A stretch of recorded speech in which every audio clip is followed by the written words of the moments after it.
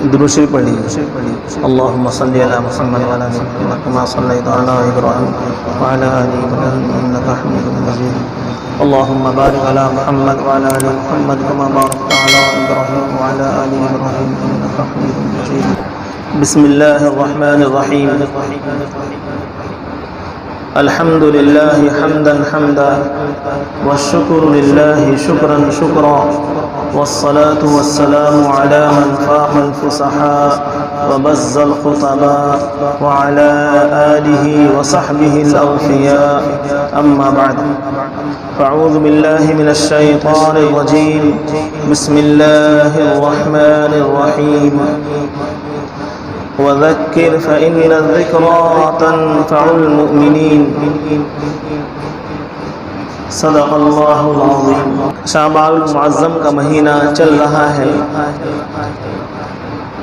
حضرت رسول اللہ صلی اللہ تعالی علیہ وسلم نے ارشاد فرمایا کہ شعبان میرا مہینہ ہے اور رمضان اللہ کا مہینہ ہے. اس شعبان کے مہینے میں حضرت رسول اللہ صلی اللہ تعالی علیہ وسلم کثرت سے روزے رکھا کرتے تھے. حضرت عائشہ صدیقہ رضی اللہ تعالی عنہ فرماتی ہے کہ جس قدر شعبان کے مہینے میں اللہ کے نبی روزے رکھا کرتے تھے اتنے رمضان کے علاوہ کسی اور مہینے میں روزے نہیں رکھتے تھے.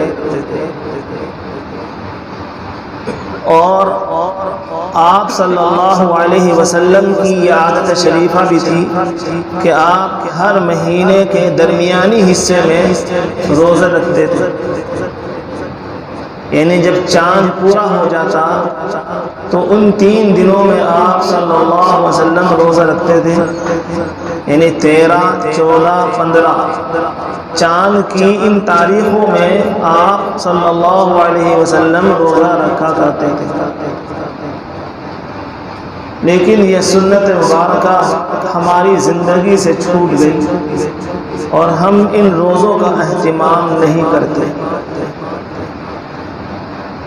شعبان کی 15ویں تاریخ میں صرف 15ویں تاریخ میں روزہ رکھنے کا ثبوت ایک حدیث پاک سے ملتا ہے اور وہ حدیث شریف ابن ماجہ میں ہے کہ حضرت رسول اللہ صلی اللہ علیہ وسلم نے ارشاد فرمایا قوموا لیلہا وصوموا نہارہا. تم شعبان کی 15ویں رات میں قیام کرو یعنی عبادت کرو اور اس کے دن میں روزہ رکھو.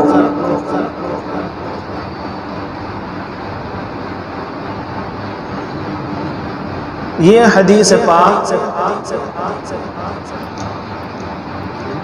محدثین کے نزدیک ضعیف ہے.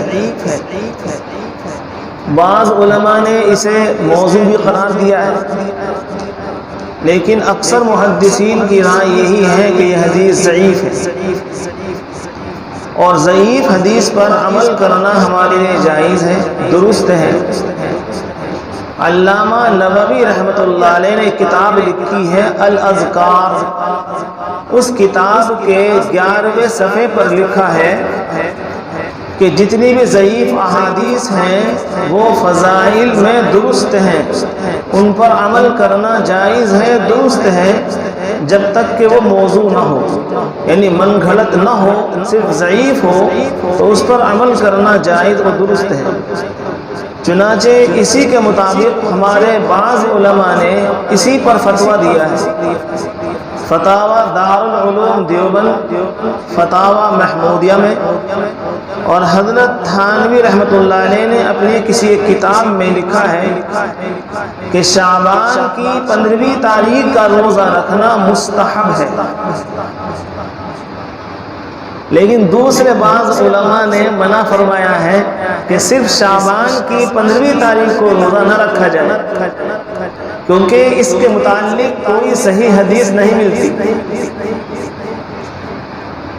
تو اس میں بہتر شکل جو ہمارے سامنے آتی ہے وہ یہ ہے کہ جس طرح سے حضور اکرم صلی اللہ علیہ وسلم ہر مہینے 3 روزے رکھتے تھے تو ہم بھی یہ 3 روزے رکھ لیں اور اس میں 15ویں تاریخ کا روزہ بھی شامل کر لیں، یعنی 13 شعبان، 14 شعبان اور 15 شعبان۔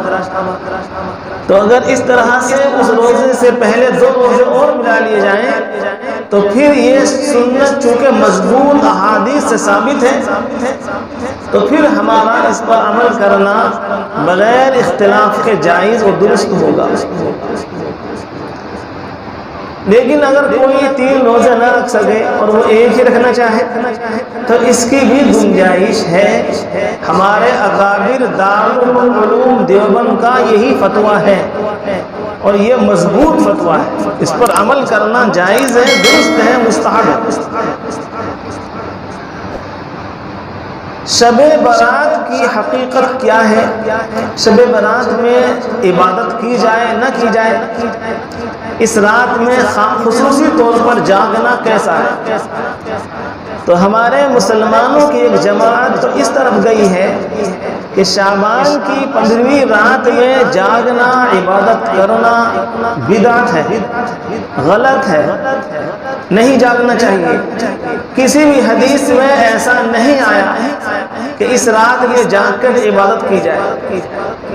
ایک جماعت مسلمانوں کی یہ بات کہتی ہے اور وہ حوالہ اس کا بھی دیتے ہیں کہ سعودی عرب میں اس رات میں جاگنے کا اہتمام نہیں کیا جاتا۔ اگر یہ حدیث ثابت ہوتا تو سعودی علماء اور سعودی حضرات بھی اس پر عمل کرتے۔ ایک دلیل یہ ہے ان کے پاس، تو ہمارے پاس کیا جواب ہے؟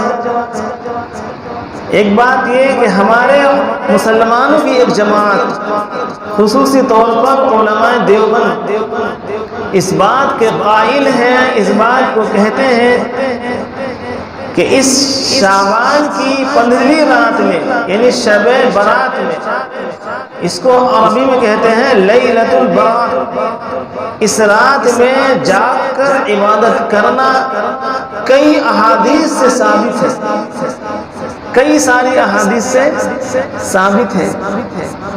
ان میں سے ایک حدیث صحیح درجے کی ہے، ایک حدیث شریف صحیح درجے کی ہے اور دوسری حدیث حسن درجے کی ہے، وہ ترمذی میں ہے، اور اس کے علاوہ جتنی اور احادیث ہیں وہ سب ضعیف ہیں۔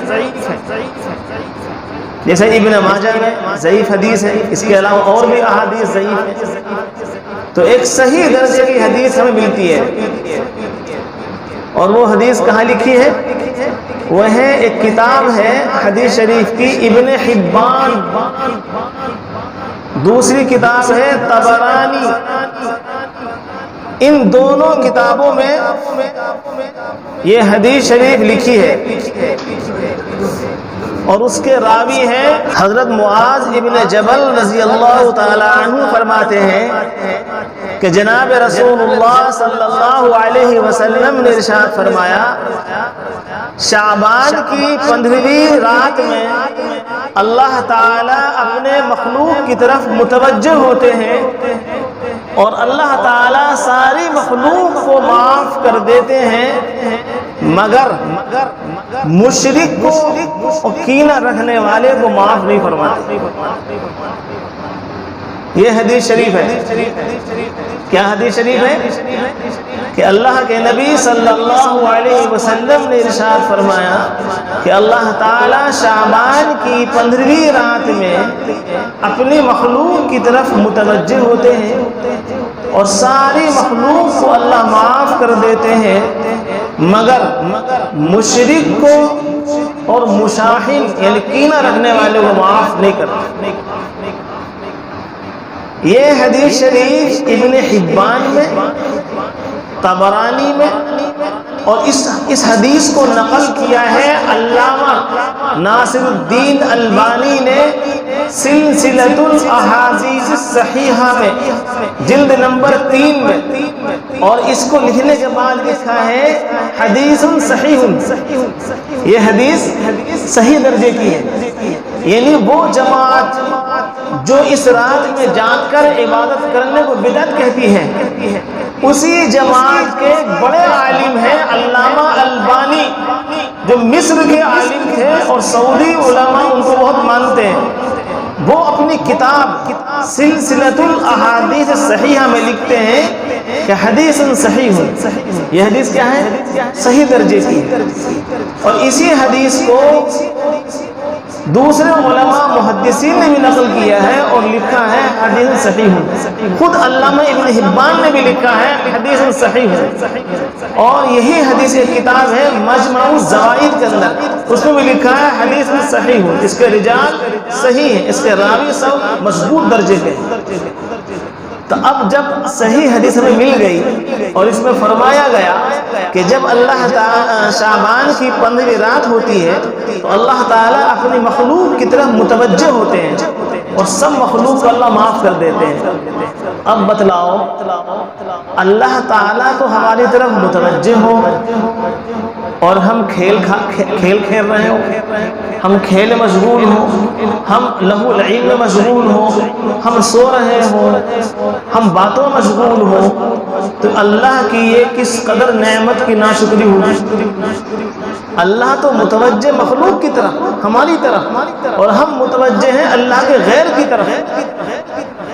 تو اس حدیث سے معلوم یہ ہوا ہمیں کہ جب اللہ تعالی ہماری طرف متوجہ ہو رہے ہیں، ہماری طرف اللہ تعالیٰ توجہ ڈال رہے ہیں، تو ہمیں بھی اللہ کی طرف توجہ کرنی چاہیے، ہمیں بھی اللہ کو یاد کرنا چاہیے، اس کا ذکر کرنا چاہیے، اس کے لیے نماز پڑھنی چاہیے، اس کے لیے قرآن کی تلاوت کرنی چاہیے، اس کے لیے تسبیح پڑھنی چاہیے، دعا میں مشغول ہونا چاہیے۔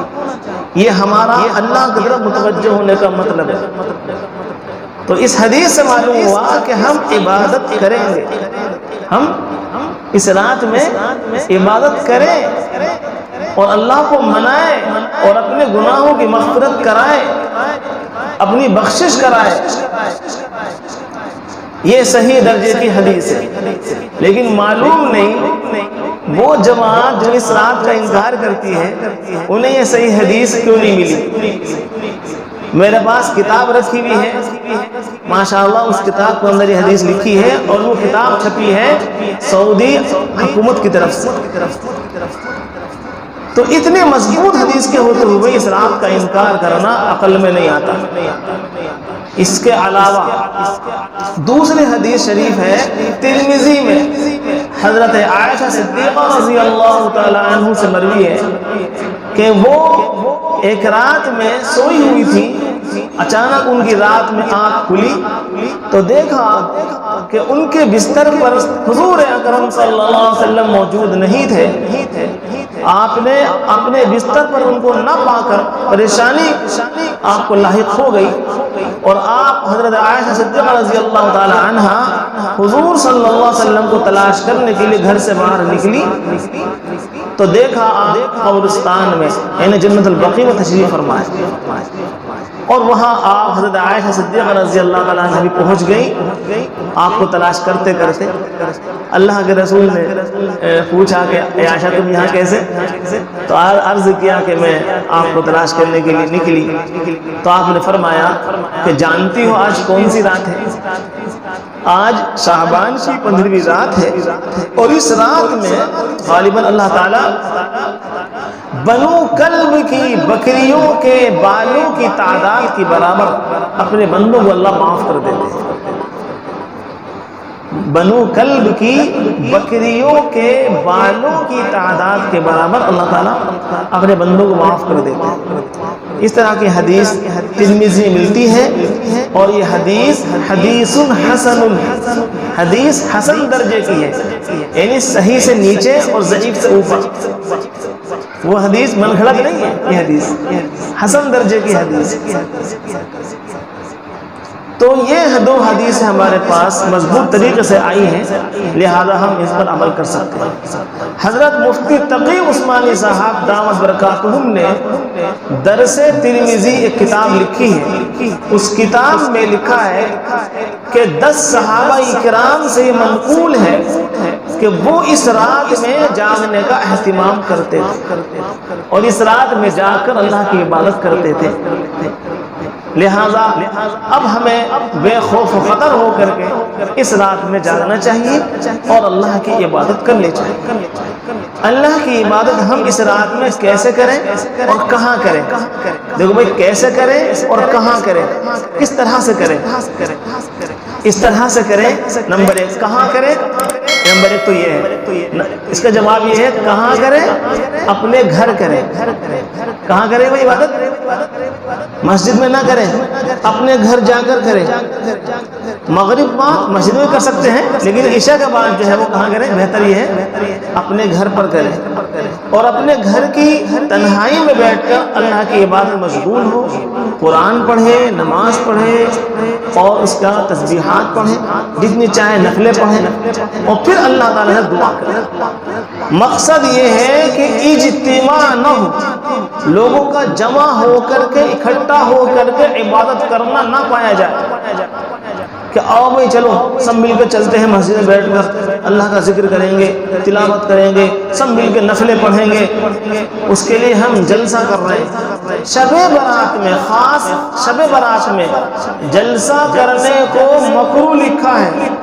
ایک کتاب ہے نور الایضاح جو ہر مولوی پڑھتا ہے، اس کتاب میں لکھا ہے کہ شب برات میں اجتماع مکروہ ہے، لیکن آج ہم یہ دیکھ رہے ہیں کہ شب برات میں ہر مسجد میں اجتماع ہوتا ہے۔ انہیں سب کو جمع کر کے گھنٹے، 2 گھنٹے، 4 گھنٹے، 5 گھنٹے ایک جلسہ ہوتا ہے، اور اس کا مقصد کیا ہوتا ہے کہ لوگ سڑکوں پہ کھڑے رہتے ہیں، وہاں نہ کھڑے ہو کر کے یہاں بیٹھ جائیں اور یہاں اللہ کا ذکر کر لیا کریں، یہاں سن لیا کریں۔ اس رات میں جلسہ کرنے کا کوئی فائدہ ہمیں نظر نہیں آتا۔ کیوں؟ اس لیے کہ ہم نے جلسہ کیا اور ہم نے تقریر کری اور ہم نے کہا بھائی اس دن میں حلوہ بنانا منع ہے۔ شب رات میں لوگ بناتے ہیں نا، حلوہ بناتے ہیں۔ کیا شب برات ہے تو خوب حلوہ تقسیم ہو رہا ہے، بریانی بٹ رہی ہے محلے کے اندر، پورا محلہ خوشبو سے معطر ہو رہا ہے، اور مسجدوں کو، اماموں کو اور مؤذنوں کو حلوہ لایا جا رہا ہے۔ بھر گئے بھونے، بھر گئے ٹپ کے ٹپ۔ تو یہ جو چیز چلی ہے، اب ہم نے کہا عشاء کے بعد کہ بھائی حلوہ بنانا منع ہے، لوگ کیا کہیں گے؟ وہ تو ہم کھا چکے، وہ تو ہم کر چکے دن میں، اب تم تقریر کر کے کیا کر رہے ہو؟ وہ تو ہم کر چکے۔ ہم کہیں بھائی پٹاخے پٹخانا منع ہے، تو لوگ کہیں گے وہ تو مغرب بعد ہم کر چکے، پٹاخے ہم نے دن چکے پٹخا لیے۔ تو بتلاؤ اس رات میں جلسہ کرنے کا کوئی فائدہ ہوگا؟ نہیں ہوگا نا کوئی فائدہ۔ فائدہ ہوگا 1-2 دن پہلے جلسہ کرنے سے، کہ شب برات سے 2-4 دن پہلے، 10 دن پہلے جلسہ کیا جائے، پروگرام کیا جائے اور سمجھایا جائے کہ اس رات میں صرف عبادت کی جائے، گھر میں بیٹھ کر عبادت کریں، تنہائی میں بیٹھ کر عبادت کریں۔ یہ افضل ہے مسجد میں جلسہ ہو کر عبادت کرنے سے۔ اس کے لیے ہمیں پوری رات جاگنے کی ضرورت نہیں، جتنا بھی ہم سے ہو سکتا ہے، گھنٹے، 2 گھنٹے، 10 منٹ، 15 منٹ بیٹھ کر ہم اللہ کی عبادت کر لیں اور پھر سو جائیں۔ سڑکوں پہ ہرگز نہ پھریں، سڑکوں پر ہرگز نہ جائیں، میلہ ٹھیلا نہ لگائیں۔ اس کے لیے میلہ ٹھیلا لگانا، سڑکوں پہ پھرنا اور جمع ہو کر قبرستان جانا یہ ناجائز ہے، گناہ کی بات ہے، اس سے تمام علماء کرام نے منع کیا ہے۔ اس سے ہم بچیں گے بھائی۔ اس دن میں حلوہ بنانا، پوری بنانا، بریانی بنانا سب غلط۔ اگر کہیں سے آ جائے تو اس کو کھانا بھی نہیں چاہیے، واپس کر دینا چاہیے۔ اگر مسجد میں ہماری کہیں آئے تو ہم مسجد والے بالکل نہ لیں اس حلوے کو، منع کر دیں، نہیں ہم نے چاہیے بھائی، یہ کوئی تہوار کا دن نہیں، یہ تو عبادت کی رات ہے۔ اور جب ہم حلوہ کھا لیں گے پیٹ بھر کے تو نیند میں جلدی آئے گی، تو پھر عبادت کیسے کریں گے ہم بھائی؟ اسی طرح سے پٹاخے پٹخانا یہ تو اور بڑے گناہ کی بات ہے کہ شب برات میں آپ دیکھنا کہ محلے محلے میں پٹاخے بچے پٹکاتے ہیں اور ہمارے بچے پٹکا رہے ہیں اور ہم روکنے کو تیار نہیں۔ جو دکاندار ہمارے محلے میں ہیں ہم انہیں منع کریں، سمجھائیں کہ بھئی آپ پٹاخے مت بیچنا، آپ یہاں پٹاخے دکان مت لگانا، یہ پٹاخے تو کسی بھی موقع پر جائز نہیں ہے، خاص طور سے اس رات میں، عبادت کی رات میں ہم پٹاخے پٹکا رہے ہیں۔ تو دکانداروں کو سمجھانا چاہیے، اپنے ملنے والوں کو سمجھانا چاہیے، ان بچوں کو روکنا چاہیے، تو انشاءاللہ اس کا بے حد نفع ہمیں پہنچے گا اور ہم فتنے اور فساد سے بچ جائیں گے۔ کریں گے بھائی انشاءاللہ تعالی، ٹھیک ہے نا؟ پہلے زمانے میں لوگ اس رات میں پورے مسجد میں اگربتی جلایا کرتے تھے کہ پوری در و دیوار میں اگربتیاں جل رہی ہیں اور موم بتیاں جل رہی ہیں، پورے طاق روشن ہے۔ اب وہ نہیں رہے تو اب آ گئی کچھ اور، یہ بجلی والا ایٹم آ گیا، پھل جھڑیاں لگ رہی، کچھ اور لگ رہا ہے، چھوٹے چھوٹے بلب لگا دیے لوگوں نے، تو نہیں، یہ سب کام فضول ہیں، ان سے بچنا چاہیے، ہے نا؟ صرف عبادت کریں۔ یہ عبادت کی رات کب سے کب تک رہتی ہے؟ سورج چھپنے سے لے کر صبح 7 بجے تک رہتی ہے۔ جیسے ہی سورج چھپا اور مغرب کی اذان ہوئی بس یہ رات شروع ہو گئی، تو اب سب سے پہلے ہم مغرب کی نماز پڑھیں گے، ہے نا؟ اس کے بعد پھر سنت پڑھیں گے، پھر نفل پڑھو، اور بہتر موقع یہ ہے کہ امبا بھی پڑھ لو کم سے کم، اور اس کے بعد جو پھر دعا مشغول ہو جاؤ، قرآن کی تلاوت کرو۔ تو مغرب سے یہ ٹائم شروع ہو گیا۔ ہم لوگ سمجھتے ہیں کہ نہیں وہ عشاء کے بعد شروع ہوگا، تو لوگ زیادہ تر عشاء کی نماز میں شریک ہوتے ہیں، مغرب میں شریک اتنے نہیں ہوتے، تو انہیں معلوم یہ ہے کہ یہ رات جو شروع ہوتی ہے وہ کب سے شروع ہوتی ہے؟ عشاء کے بعد شروع ہوگی، نہیں مغرب سے شروع ہو گئی، تو ابھی سے ہم عبادت میں لگ جائیں۔ مغرب بعد 1.5-2 گھنٹے عبادت کر لو، عشاء کی نماز کے بعد 1.5-2 گھنٹے عبادت کر لو، اور پھر جلدی سو جاؤ، جلدی سو کر کے اب سویرے اٹھو اور روزہ رکھو، سویرے اٹھ کر کے سحری میں اٹھ کر کے روزہ رکھو، اور پھر اپنا فجر کی نماز پڑھو، اور چاہو تو پھر سو جاؤ تھوڑی دیر کے لیے، ٹھیک ہے جی؟ تو اگر ہم یہ عمل کر لیں گے تو انشاءاللہ پوری رات جاگ کر عبادت کرنے سے افضل ہوگا۔ اس رات میں قبرستان جانا یہ حدیث سے ثابت ہے، لیکن حضور اکرم صلی اللہ علیہ وسلم پوری زندگی میں شب برات میں، خاص طور سے شب برات میں صرف ایک مرتبہ تشریف لے گئے۔ ہر شب برات میں ہر بار ہر سال حضور نہیں جایا کرتے تھے، نہ صحابہ جایا کرتے تھے، نہ اولیاء اللہ جایا کرتے ہیں، نہ علماء جاتے ہیں۔ کون جاتے ہیں؟ عوام جاتی ہے۔ جب ہمارے علماء نے جا رہے ہر سال، جب نبی نہیں گئے، صحابہ نہیں گئے، تو ہم کیوں جا رہے ہر سال میں؟ اگر ہم ایک بار چلے گئے ہو نا شب برات میں تو بس وہ سنت ادا ہو گئی، وہ سنت ادا ہو گئی۔ ہر بار جانا قبرستان یہ سنت نہیں، اور اگر ہاں جائز ہے، کیا ہے؟ ایسے میرے گھر میں ناجائز ہے، جانا جائز ہے، جا سکتے ہیں، لیکن وہ بھی ایک قبرستان جانا، بس جو ہمارے نزدیک میں قبرستان ہو، ایک قبرستان چلے جاؤ اور وہاں سے فوراً اپنے گھر آ جاؤ اور عبادت کرو۔ لیکن ہم لوگ جب تک 2-4 قبرستان نہ گھوم لیں اور رات کو گاڑی نہ دوڑا دیں، جب تک ہمیں مزہ نہیں آتا، جب تک وہ شیبراتی نہیں ہے جناب، جب تک ہم 2-4 قبرستان پہ اور مزار میں نہ گھوم لیں۔ تو ایسا کرنے سے جو ہے بڑے نقصان کا اندیشہ ہوتا ہے۔ ہر سال کہیں نہ کہیں ایکسیڈنٹ ہوتے ہیں، یہ سننے میں آتا ہے کہ رات میں گاڑی دوڑا رہے تھے اور ایکسیڈنٹ ہو گیا۔ اس سے ہم بچیں گے، اپنے جان کی اپنے مال کی حفاظت کریں۔ اللہ نے جو ہمیں ہاتھ پاؤں دیے ہیں بڑے قیمتی دیے ہیں، ان کا کوئی بدل نہیں ہے، ان کی قدر کریں۔ ان کی قدر یہی ہے کہ ہم اس کو صحیح وقت میں استعمال کریں تو ہمارے اعضاء انشاءاللہ درست رہیں گے۔ اللہ تعالی ہمیں صحیح عمل کی توفیق عطا فرمائے اور اللہ تعالی ہمیں صحیح سمجھ عطا فرمائے۔ وآخر دعوانا الحمدللہ رب العالمین۔